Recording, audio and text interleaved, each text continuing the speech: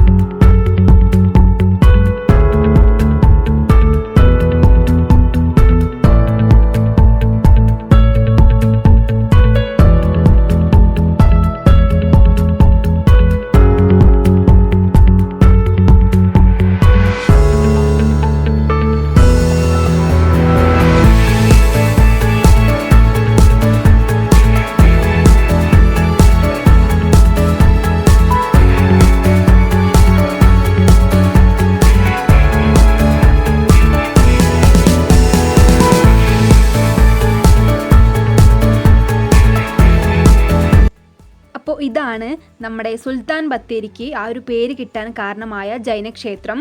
ഇത് 13th സെഞ്ച്വറിയിലാണ് സ്ഥാപിതമായത്. ഇത് തികച്ചും കല്ലുകൊണ്ടാണ് ഉണ്ടാക്കിയിരിക്കുന്നത്. വളരെ പ്രശസ്തനും സമർത്ഥനുമായ ഒരു ശില്പിയാണ് ഇതിലെ കൊത്തുപണികളെല്ലാം ചെയ്തിരിക്കുന്നത്. ഇത് ടിപ്പു സുൽത്താൻ്റെ രഹസ്യ ആയുധപ്പുര കൂടിയായിരുന്നു. ടിപ്പു സുൽത്താൻ്റെ യുദ്ധകാലത്ത് ആയുധങ്ങൾ ഒളിപ്പിച്ചു വെക്കാൻ ടിപ്പു സുൽത്താൻ ഉപയോഗിച്ചിരുന്ന ഒരു ക്ഷേത്രമാണ് ഈ ജൈനക്ഷേത്രം. ഇത് നമ്മുടെ ജൈനക്ഷേത്രത്തിൻ്റെ ഉള്ളിലേക്ക് കിടക്കുന്ന വാതിലാണ്. ഇതിപ്പോൾ ഞങ്ങൾ വാതിലിൻ്റെ ഉള്ളിലൂടെ ക്യാമറ ഒന്ന് ജസ്റ്റ് അഡ്ജസ്റ്റ് ചെയ്ത് അതിൻ്റെ ഉള്ളിലെ വ്യൂ ഒന്ന് കാട്ടിത്തരികയാണ്. കൊറോണ ആയതുകൊണ്ട് ഇപ്പോൾ ഉള്ളിലേക്ക് കയറാൻ പറ്റില്ല. ആദ്യമൊക്കെ ഇതിൻ്റെ ഉള്ളിലേക്ക് കയറാൻ പറ്റുമായിരുന്നു.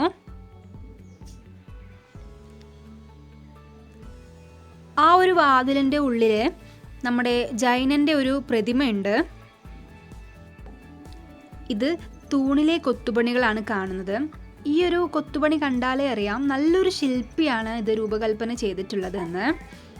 ഈ തൂണിൻ്റെ എല്ലാ ഭാഗത്തും കൊത്തുപണികൾ കാണാവുന്നതാണ്. ഈ ഒരു തൂണെന്ന് പറയുന്നത് ഒരൊറ്റൊരു വലിയൊരു കല്ലായിരുന്നു. ആ കല്ലിനെ കൊത്തുപണി ചെയ്തിട്ടാണ് ഈ ഒരു തൂണിൻ്റെ രൂപത്തിലാക്കി എടുത്തിട്ടുള്ളത്. അതായത് അത്ര വിദഗ്ധനായിരുന്നു ആ ശില്പി എന്ന് നമുക്ക് മനസ്സിലാക്കാം.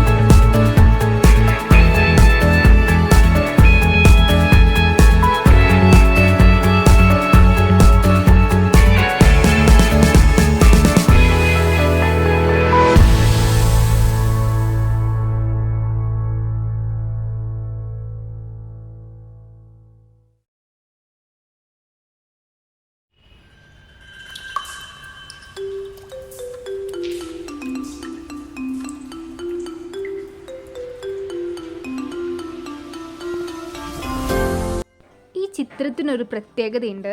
ഇത് ഒരു പസിലാണ്. ഇത് അങ്ങനെ ആർക്കും സോൾവ് ചെയ്യാൻ പറ്റില്ല. വളരെ വിദഗ്ധൻ അല്ലെങ്കിൽ ഒരു സമർത്ഥന് മാത്രമേ ഇത് ഈ ഒരു പസിൽ സോൾവ് ചെയ്യാൻ പറ്റുള്ളൂ. ഇത് ജൈനക്ഷേത്രത്തിലെ 3 മണ്ഡപങ്ങളാണ്. ജൈനമതക്കാർ പൂജകൾ ചെയ്യുന്നതിന് വേണ്ടിയായിരുന്നു ഈ 3 മണ്ഡപങ്ങൾ ഉപയോഗിച്ചിരുന്നത്.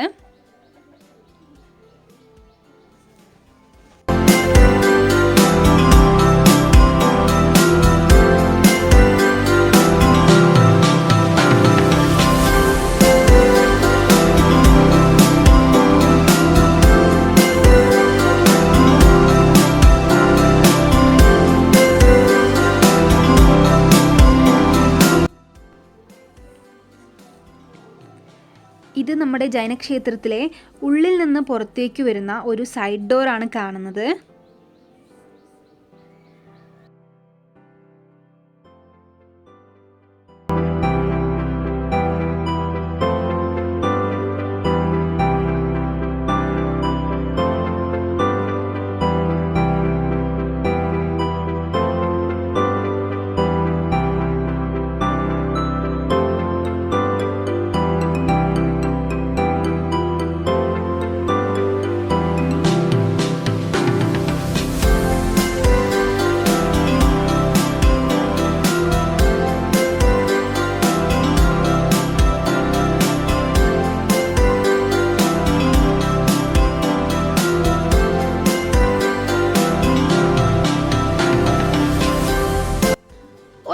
നോട്ടത്തിൽ ഇത് കണ്ട നമുക്ക് ഒരു കിണറായിട്ടേ തോന്നുള്ളൂ. പക്ഷേ ഇതൊരു കിണറല്ല, ഇതൊരു രഹസ്യ തുരങ്ക പാതയാണ്.